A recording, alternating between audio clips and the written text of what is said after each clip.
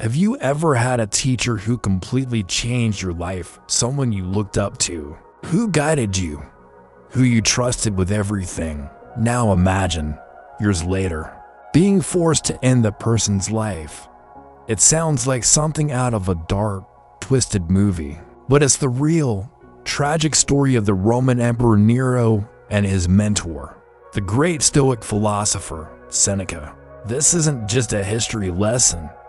It's a deep dive into ambition, betrayal, and a bond that soured into a death sentence.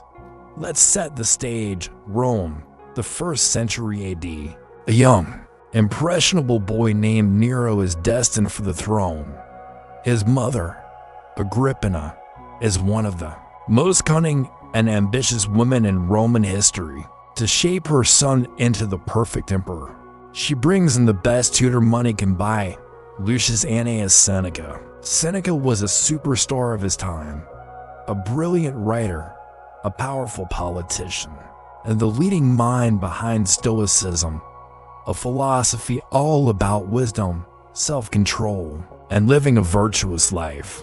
For 5 years, Seneca mentored Nero, teaching him rhetoric, morality, and how to rule. This period, known as the Quinquennium Neronis, was considered a golden age.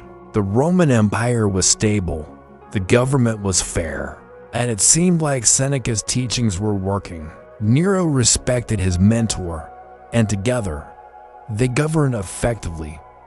It was the perfect student-teacher relationship. But power, as we know, is a corrupting force. As Nero grew older, he started to crave absolute authority. He grew tired of listening to his mother and his mentor.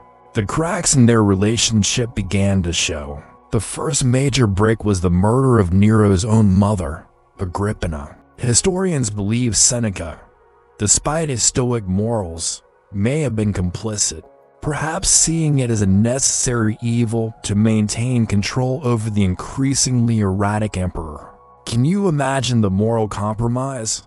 Teaching virtue while helping to cover up a matricide? This was the beginning of the end. Nero's dark side was unleashed.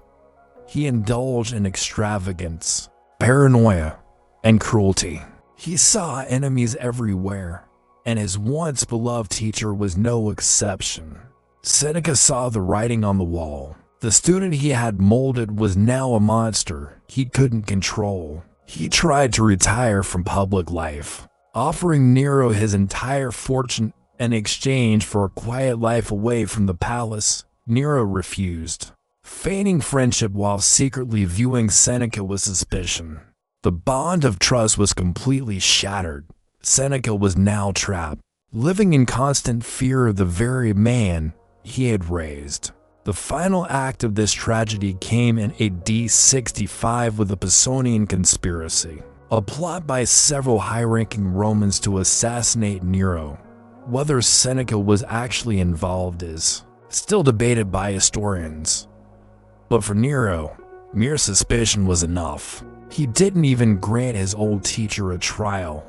The command was sent. Seneca was to take his own life.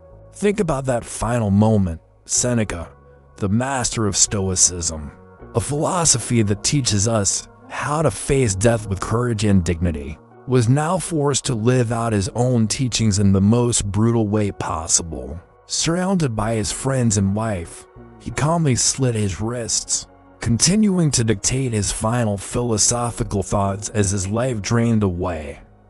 It was a slow, agonizing end. The student had not only rejected the lessons of his master, but had turned them into a death warrant.